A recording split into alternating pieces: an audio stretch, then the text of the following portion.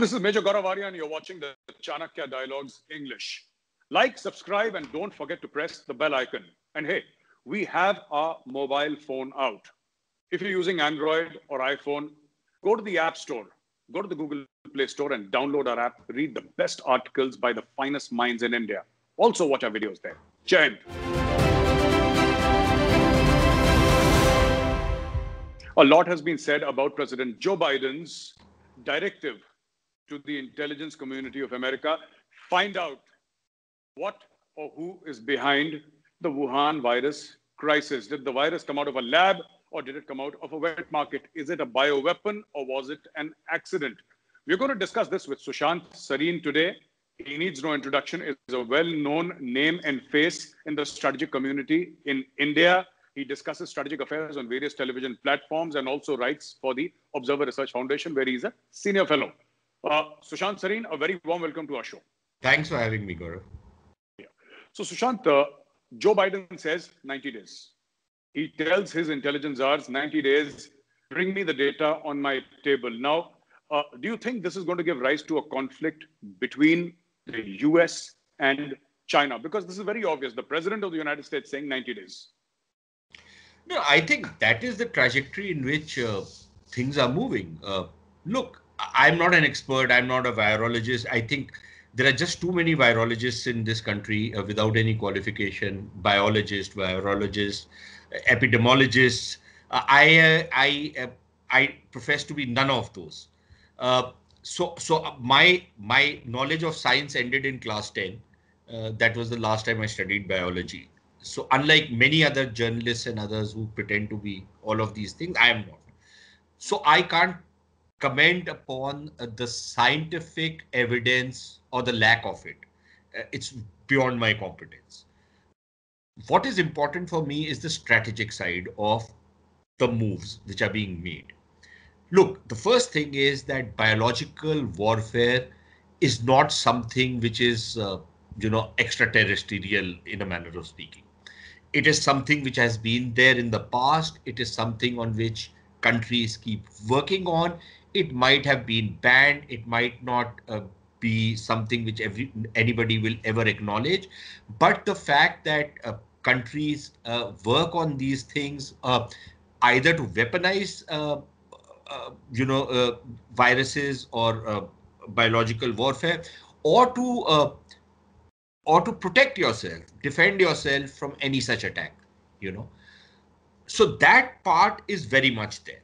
Now, whether this was accidental, this was deliberate, this was natural, I think we are past that.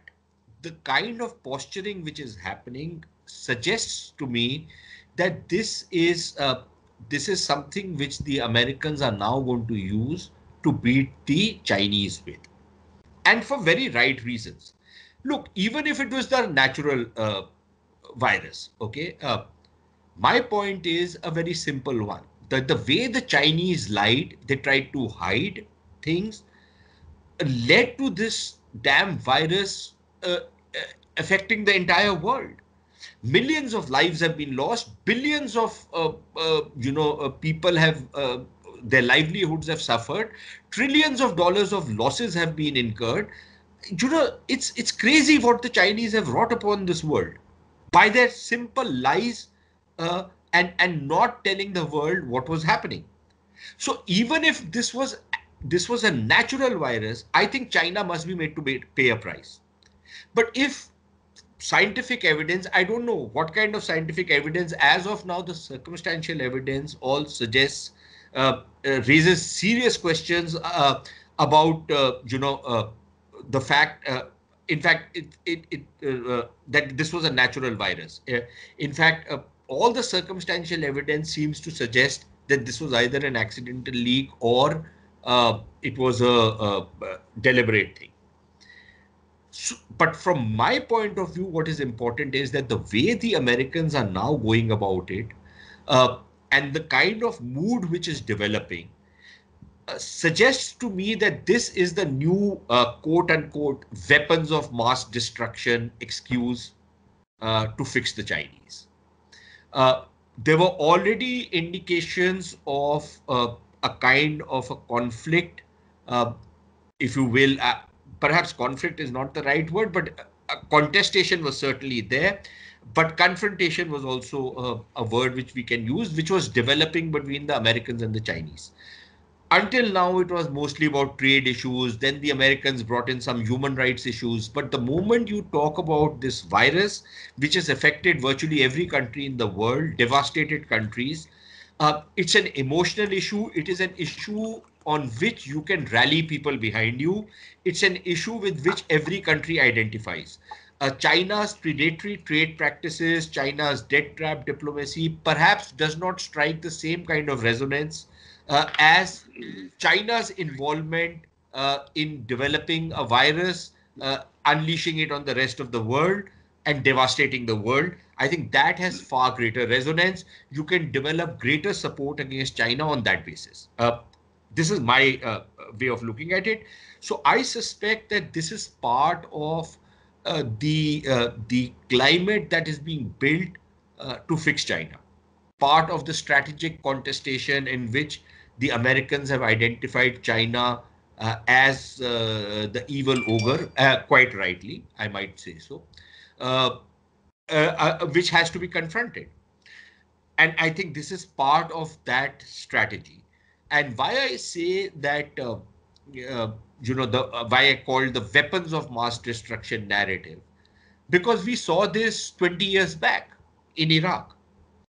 When the Americans decided that they're going to fix Iraq, they used this whole weapons of mass destruction, and all these newspapers, the New York Times, Washington Post, Guardian, BBC, all these paragons of probity in the media against fake news were peddling fake news like there's no tomorrow, right?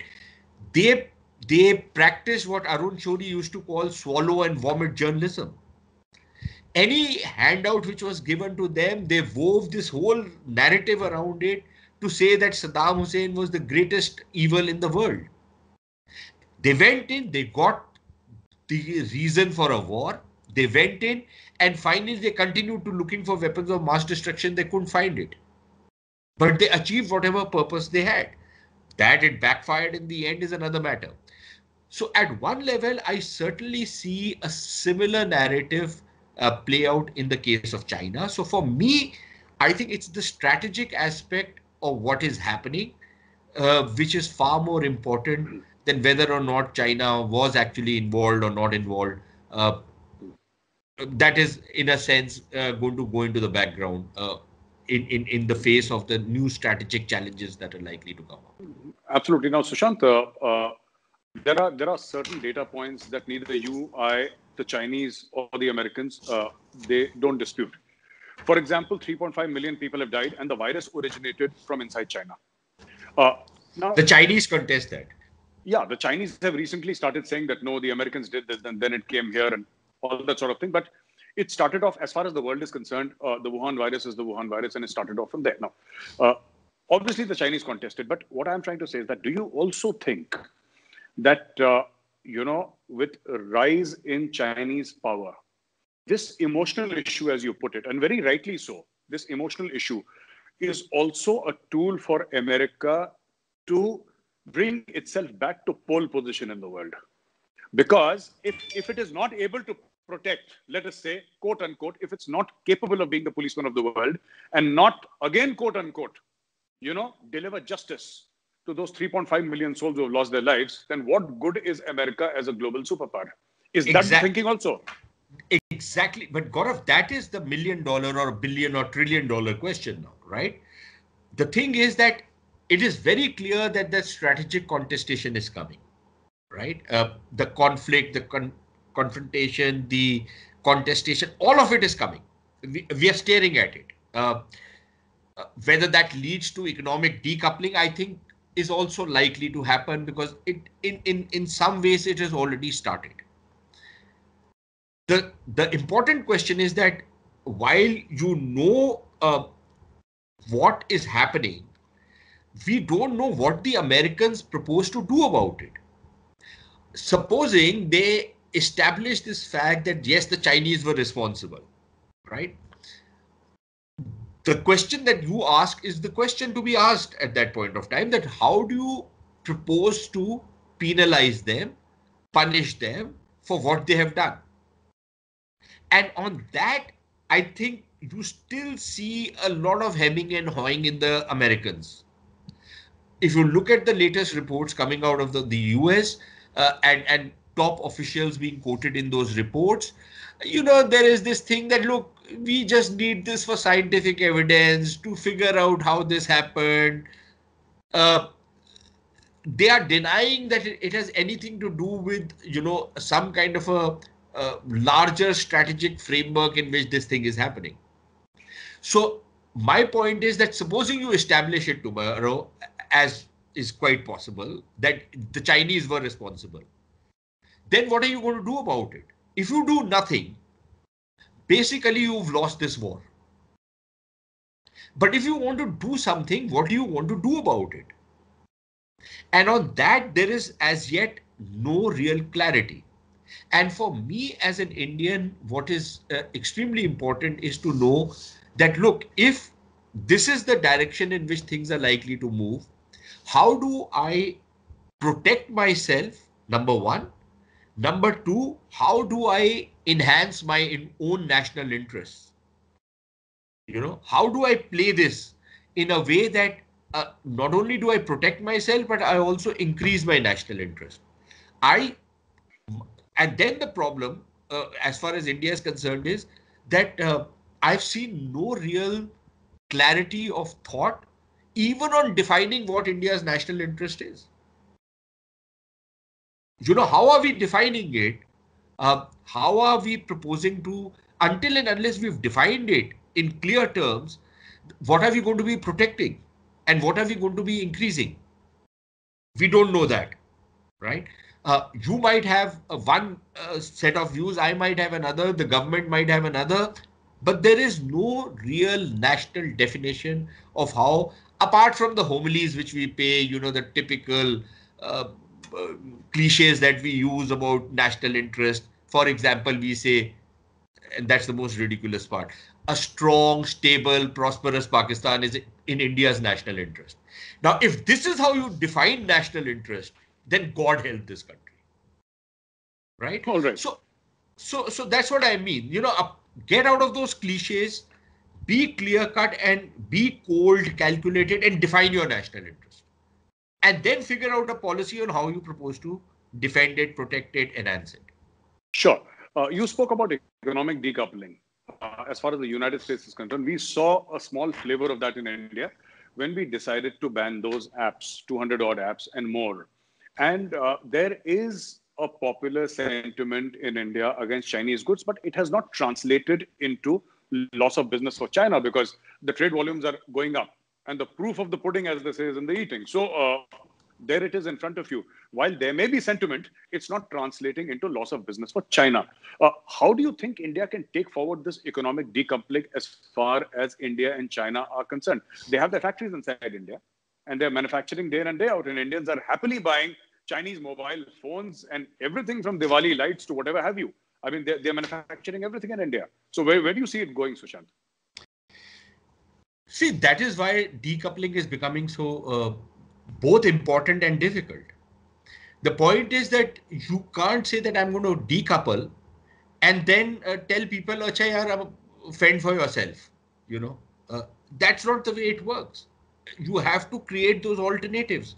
You have to create those production lines. You have to have the tariffs and other both tariffs as well as non-tariff barriers in place so that you encourage and you force manufacturing in your own country. You have to have the policy environment to ensure that people take to manufacturing. Today, there are companies in India which claim to be running factories, but the only thing they do in the factory is put a label. That's the only manufacturing they're doing, because they find it more profitable to import something from China, mark it up, put a label and sell it.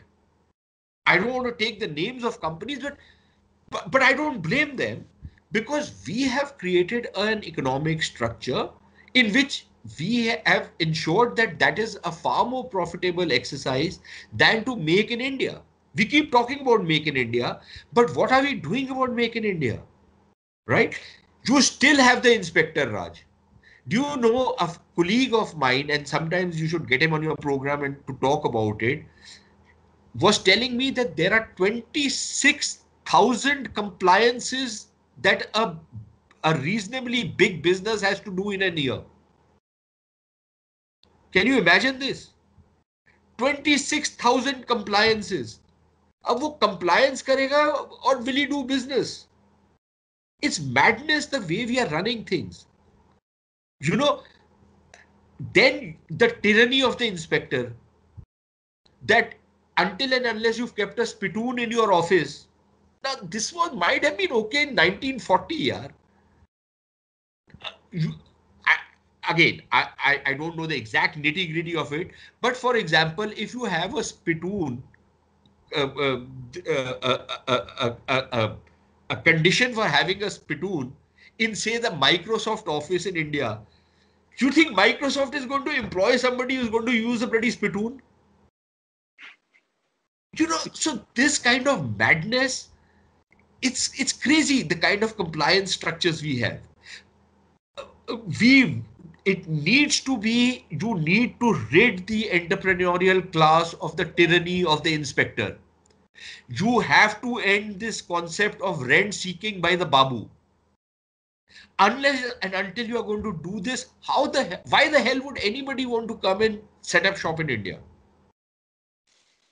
They'll come, yes. but you know, not in the way that will allow you to start decoupling. So we need that clarity on how we are going to move forward before decoupling can take place. And unfortunately, we are seeing it only in bits and pieces. We are not seeing it as a kind of a big bang approach. Okay, this is the way we are going to go forward. Absolutely. Now, from the Babu to the spittoon in the Microsoft office, I'm going to take you to the line of actual control, Sushant. And, the Chief of Army Staff is on record, and other people, senior people in the armed forces, also the Foreign Office, are on record that all is not quiet on the Eastern Front. All is not okay there. In the sense that taking cover of the coronavirus, the Chinese are up to their old tricks. And I also hold that this entire adventure in East Ladakh was not the last adventure by China. Maybe not in East Ladakh. It could happen in Sikkim, in Arunachal, in Uttarakhand, in Himachal, in wherever the line of actual control is. Ladakh again, for that matter. What do you exactly think is on the Chinese mind? I'm going to have to ask you to crystal gaze now. Look, I think at one level, the Chinese are trying to send a message of who's the boss. That they can pressurize you. They can create pressures on you, which will, force you into, in a manner of speaking, not entirely, but which will turn out to be extremely ruinously expensive for you. They can force you into those situations. The Chinese can afford it. You will not find it easy to manage. So, for example, maintaining 60,000 people in Eastern Ladakh, it's not a cheap proposition. Until now, we never had that troop levels out there. You have 60,000 troops, and you've been a soldier. What are the kind of logistics involved. What are the kind of, the army can't just be sitting out there on a holiday. The army has to be always ready. It's always prepared. You have to have equipment out there. You have to have your logistics bases. You have to create a lot of that infrastructure. It's an expensive proposition. And then if you have the other side constantly present, then it's a permanent presence as you have to maintain. And right now we're just talking about Eastern Ladakh. We have what 3,500 kilometer, 4,000 kilometer boundary with the Chinese. So this kind of pressure can be mounted all along. And this at a time when you already have pressure on your western borders. Okay. And at a time when you are seeing the Chinese move in. So they are kind of squeezing you, they are pushing you, They are telling you, they are in a manner of speaking, dictating terms to you that, look, if this is the way, we'll play the long game. You do this, we have this kind of a thing. You are already dependent on us economically. We are squeezing you diplomatically by expanding our footprint. We are going to squeeze you militarily. We are going to make you spend into ruination by trying to compete with us. Okay? Until and unless, you acknowledge us as the boss, the Middle Kingdom syndrome.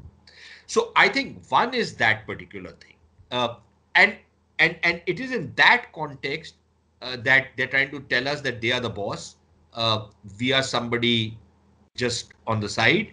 Uh, they are also telling us through this whole thing that, okay, so you think you can balance us out with the Americans, the Quad and what have you. Uh, Go ahead, try it. Let us see how it works for you. You think the Americans are going to come and help you when we start squeezing you? So I think that is the only thing which makes sense to me, because nothing else. All this nonsense that you did Article 370. Even the bloody Pakistanis don't talk about Article 370 anymore here. But we have such apologists in this country for Pakistan, for China. You may or may not like Mr. Modi. That's your political preference. But how does your dislike for Modi or BJP translate into, your dislike for India or India's interest? That is something I've never been able to understand. So this whole concept that Article 370 was sacrosanct and the Pakistanis and the Chinese are justified in doing what they are doing, the Sudhendra Kulkarnis of this world, it's utterly madness what these people speak. But the thing is that the Pakistanis have now stopped talking about Article 370. They say, Article 370 does not matter. 35A ki baat karo. 35A, they don't know what 35A was. It was an article which was surreptitiously brought into the constitution. It had no constitutional validity. It's the only article in the constitution which nobody ever voted for. Okay, it was unsustainable. So, yes. So all that, but beyond that, so all of those other excuses which people have made, that this was inadvertent. Look, if it was inadvertent, why would the Chinese be doubling down on their presence in that area? We were not trying to change the status quo. So why, if let us assume for a moment that it was inadvertent, things sometimes on the borders, things spiral out of control. One side does something, the other side feels threatened by it, it kind of escalates, and you go on that escalation spiral. For a moment, for the sake of argument, let us assume that that was the case. Then there was no reason for the Chinese to keep doubling down on that miscalculation, which they've done over the last 1.5 years now. So there has to be, what other explanation, plausible explanation is there? The business between the two countries was booming. Investment had started. All sorts of other things were happening. We were trying to work around our various problems. Mr. Modi was very keen that, we move forward on the boundary agreement. He was really pushing for it. And in the midst of all this, you start doing what you're doing all along the borders. And it's not just Eastern Ladakh anymore. It's about what's happening in the central sector, what's happening in the eastern sector. Absolutely. So, Sushant, my last question to you in this case is that you're saying that, the Chinese want to show who's the boss. They're diplomatically, economically, militarily pressurizing India. And they're saying that, let's see what the Quad can do when we start to sort of, arm twist a little. Let's see what the Quad can do. Now, again, what would you have India do? This is my last question to you. What would you have India do? What should be India's policy? Because China, what I believe in my heart is that there can be no middle ground with China. I mean, you can compromise, but with China, China always looks at a master and slave relationship. That is China's mindset. Now, India cannot be in that position. India is not a Pakistan or a Sri Lanka. Now, we may have our own shortcomings. We may have our own faults. But at the end of the day, India is India. for whatever that is. We are India. Now, what would you have India do to sort of stop China, at least not from an aggressive standpoint, even if from an aggressive standpoint, but so that China stops doing what it is doing? What would you have done? I don't think I would be able to stop China, not for the next 5 years, not for the next 10 years. What I would do is stop chest thumping, stop pretending that I am Vishwaguru, stop saying that I am a superpower, and start becoming one. Increase your economic strength, improve your educational standards. The world is changing, change with it. Uh, if you're still going to be कि जी primary की education बच्चों को दे दो and everything will be fine, get out of that. You have to give quality education, quality training to people. So please focus on education, please focus on your economy, please focus on defense modernization. And defense modernization, I don't mean by importing stuff all the time, but developing your own indigenous capabilities. Keep your head down, work hard for the next 15-20 years, come to a point where the Chinese, the only thing they will respect is power. And until then, you have to keep them at bay. That is where, all these other arrangements, all these other maneuvers of diplomacy and other things will come into play. But the only long-term solution to stand up to China, to not become a Pakistan, to not become, a Cambodia, to not become any of these countries in the face of, what the Chinese are trying to do, is to build up your own strength. If we think that we can ride on American shoulders and face up to China, then I think we've lost the plot. We have to face the China on our own strength, and we need to build up that strength rather than pretending we already have to have that strength. Stop talking about two-front wars. No army in the world would like to fight a two-front war. So stop talking about it. Stop this grandstanding which we keep doing. Hum to Vishwa Guru hai. We are going to teach the world. Yeah, what are we going to teach the world? Yeah, for God's sake. Let us teach our own people something first. This pretending that we are a superpower. We are not a superpower, yeah, for God's sake. We are not a superpower. Yeah, we are middle-level power. We need to become one. We need to aspire to become one. We need to improve the lives of our people. Frankly, I believe that is what we need to do. Keep quiet and work hard. जो बचपन में हमारे को parents बोलते थे. Thank you very much for joining us, Sushant. Ladies and gentlemen, with Sushant Sareen, he makes simple yet extremely sophisticated, if I may use that word, points about what Joe Biden's directives to his intelligence agencies mean. Spoke about what China is doing, and finally he also spoke about what India needs to do. What he's saying is, in essence, shut up, roll up your sleeves, put your head down, and get to work. Thank you very much for joining us. I'll see you next week again with some other special guest. Till then, from my team and I here at the Chanakya Dialogues English, Jai Hind.